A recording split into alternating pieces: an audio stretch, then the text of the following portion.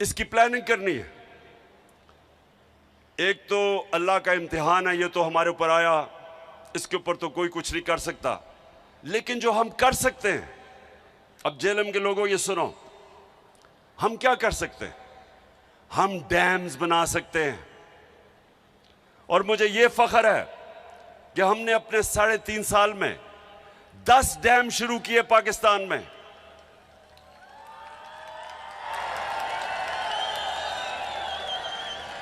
पचास साल के बाद पाकिस्तान में बड़े डैम बने। बादशाह बन रही है, बादशाह डैम बन रहा है, दासू डैम बन रहा है, और उसके अलावा मुमन डैम, जो इंशाल्लाह अगर इसी रफ्तार पे गया तो 2025 में बन जाएगा। 10 डैम का हमने प्रोग्राम बनाया। इससे क्या होता है? जब आपके पास डैम होते हैं तो जब पानी आता है, जब बारिश आता है तो पानी आता है, तो वो आप पानी को काबू कर लेते हैं। डैम जब आपके बने होते हैं तो बारिश आता, पानी आता, रोक लेते हैं उसको,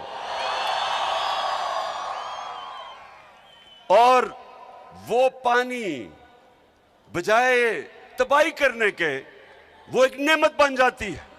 ये है डैम का कमाल। आप सोचें, जेएलएम के लोगों सुनो, चाइना में 80,000 डैम हैं, 5,000 बड़े डैम हैं। हमारे पास अभी 2 बने थे, मंगला और तरबेला, उसके बाद ये पहली दफा बड़े डैम बन रहे हैं। तो ये हमने बड़ी कोताही की। और जितनी भी हुकूमतें आई, सबसे सवाल पूछता हूं कि क्या आपको कोई एहसास नहीं था कि हमारी हाइड्रो इलेक्ट्रिसिटी, सबसे सस्ती और साफ बिजली तो पानी के ऊपर बनती है, डैम बना के। फिर हमें पानी बचा लेते हैं, या पानी की कमी है, आगे पानी की मजीद कमी आ रही है, उसके लिए डैम्स की जरूरत थी। तो किसी ने 50 साल में डैम्स का नहीं सोचा। मैं अपनी हुकूमत को मुबारक देता हूं कि पहली दफा 10 डैम्स बनाए एक हुकूमत ने बनाने के मंसूबे बनाए।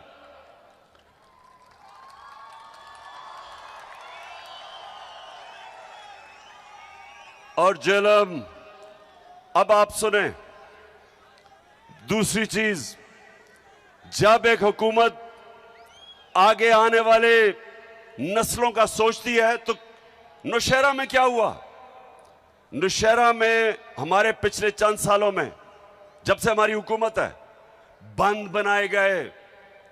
2010 में जब सैलाब आया था, नौशहरा डूब गया था। इस बारी बंद बना के नौशहरा को बचाया गया, और अल्लाह करे कि और पानी ना आए। अभी पानी आ रहा है, हम ये उम्मीद रखते हैं कि वो बंद बचा लेगा। इस तरह की इस वक्त तौंशा शहर, उधर उस शहर आज डूब जाना था, जो ऊपर से कोए सुलेमान से ये जो चश्मे आए और ये नाले आ रहे थे, अगर वो पंजाब की हुकूमत, उस्मान बुज़दार की हुकूमत, अगर वहां अरबों रुपए का बंद ना बनाती, आज तौंसा डूब गया था। और फिर आज लाहौर के अंदर जब पानी आता था, बारिश आता था, तो लाहौर भी मुश्किल में पड़ जाता था। जिस तरह सिंध और कराची खास तौर पे, या जब बारिश आती है तो डूब जाता है, और या फिर पानी नहीं मिलता। कराची के अंदर टैंकर माफिया है, सबसे ज्यादा पैसा टैंकर माफिया बनाता है, क्योंकि पानी नहीं है। लाहौर के अंदर अंडरग्राउंड उन्होंने टैंक्स बनाए, और अब जब बारिशें हुई हैं, कोई लाहौर के अंदर पानी नहीं खड़ा हुआ। ये पहली दफा आगे की प्लानिंग कर रहे हैं। 30 साल इन दोनों हुकूमतों ने पावर में बैठे रहे, कितनी इन्होंने प्लानिंग की। अब डीजी खान एक बड़ा ये पहाड़ से जो पानी उसको रोकने के लिए एक सुरूर डैम बन रही है जिसकी फीजिबिलिटी वो ये सारे नालों का पानी रोक लेगी और वहां वैसे खुशहाली होती है तो वो पानी नेमत भी बन जाएगा और बचा लेगा जो जिस तरह की तबाही आज मची है। पख्तूनख्वा के अंदर फीजिबिलिटी बन गई है टांग जाम डैम की, अगर वो बनी हुई होती तो वो इंशाल्लाह आगे रोक लेती जो तबाही मची है इस वक्त डीआई खान में, अगर वो डैम बनी होती। तो कहने का मकसद ये है कि इसका अभी से हम आगे के प्लानिंग कर रहे हैं कि इस पानी को एक नेमत बनाए बजाय ये तबाही बने।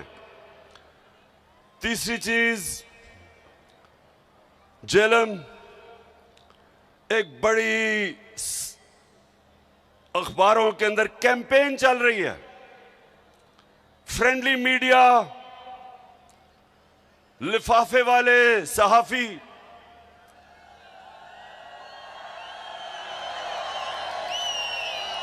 आप जानते हैं ना लिफाफा वाला सहाफी कौन होते हैं।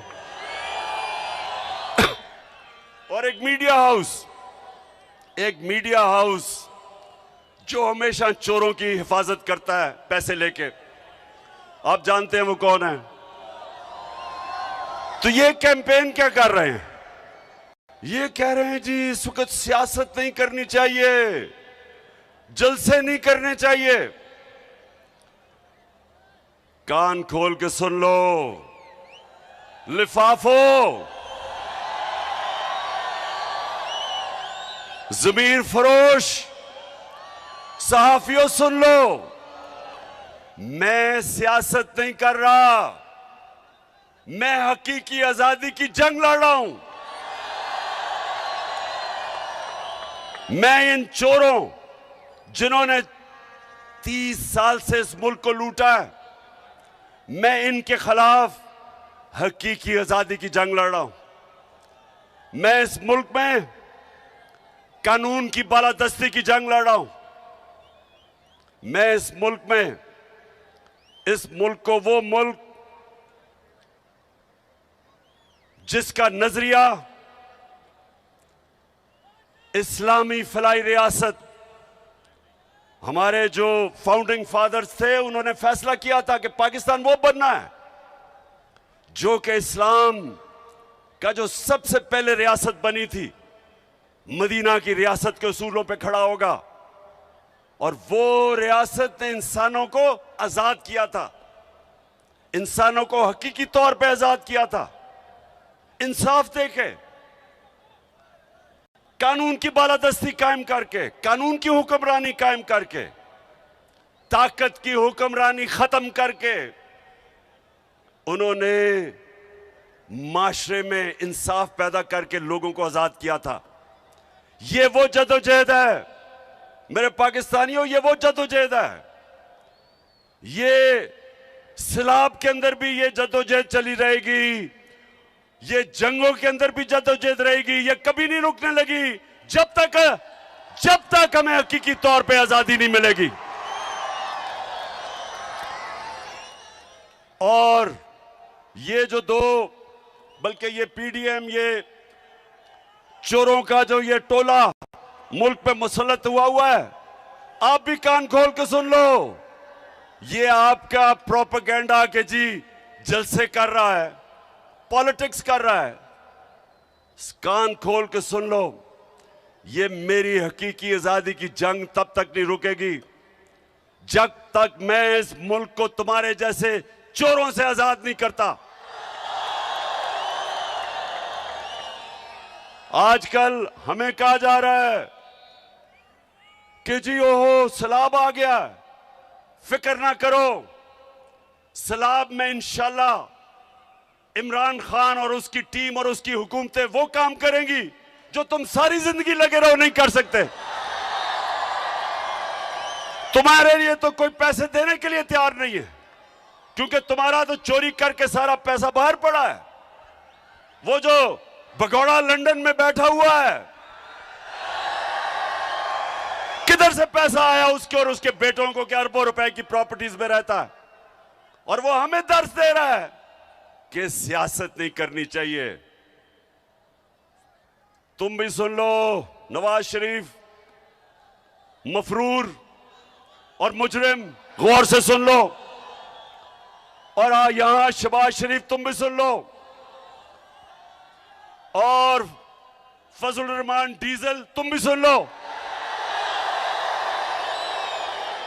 और आसिफ जरदारी जिसको पैसे की बीमारी है, जो पैसा देख के, आसिफ जरदारी जब पैसा देखता है उसकी मूछें ऊंचे नीचे होनी शुरू हो जाती है।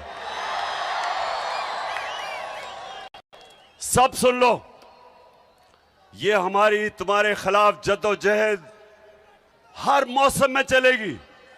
गर्म तरीन जब पाकिस्तान, याद रखें अप्रैल के महीने में एक सबसे गर्म मुल्क पाकिस्तान था, सबसे ज्यादा गर्मी, तब भी मैं सड़कों पे था, तब भी मैं तुम्हारे खिलाफ जुलूस जलसे कर रहा था।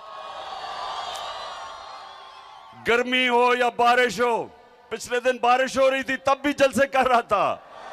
और जब तक मैं इंशाअल्लाह अपने मुल्क को आजाद नहीं करूंगा, मैं सड़कों पे होऊंगा, मैं अपने लोगों को भी बचाऊंगा, जद्दोजहद करूंगा, सैलाब में जो मुतासरीन हैं उनके लिए भी करूंगा। और इंशाअल्लाह परसों मैं आपको अपने पाकिस्तानियों से पैसा इकट्ठा करके दिखाऊंगा, इकट्ठा करता रहूंगा, मदद करूंगा अपने लोगों की, लेकिन तुम्हें नहीं छोड़ना, क्योंकि हमारा मुल्क, जब से ये दो खानदान आए हैं डाकुओं के, आपको पता होना चाहिए कि इनके आने से पहले सारे बर्रे सगीर में पाकिस्तान सबसे आगे था। हमारे इकोनॉमिक इंडिकेटर्स सारे बर्रे सगीर से सबसे आगे थे। सारे बर्रे सगीर में हम सबसे आगे थे। हिंदुस्तान से जब मैच खेल के मैं पाकिस्तान आता था, और अल्लाह का शुक्र है वो हमें जिता के लेके आता था पाकिस्तान हिंदुस्तान से, तो जब मैं वापस आता था तो मुझे एहसास होता था कि गरीब तरीन मुल्क से मैं अमीर मुल्क में आ गया हूं। पाकिस्तान आगे था इन सब से। फिर ये दो डाकू खानदान इस मुल्क पे मुसल्लत हुए, हम हिंदुस्तान से भी पीछे रह गए, हम बांग्लादेश से भी पीछे रह गए। और ये जो आज शहबाज शरीफ और ये मिफ्ता इस्माइल कहता है कि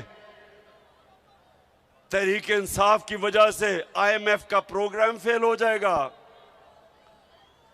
शहबाज शरीफ सुन लो गौर से, पहले तो तुम और तुम्हारे इत्तेहादी और खानदानों ने इस मुल्क को मकरूज किया, कर्जे आपने चढ़ाए, आपकी वजह से हर इंसान पे कर्जे बढ़ते गए। हमारी जब बारी आई तो मुल्क का तो दिवालिया निकला हुआ था 2018 में। आप अपने फोन के ऊपर गूगल करके देख ले कि 2018 में पाकिस्तान की तारीख का सबसे बड़ा बैरूनी मुल्क खसारा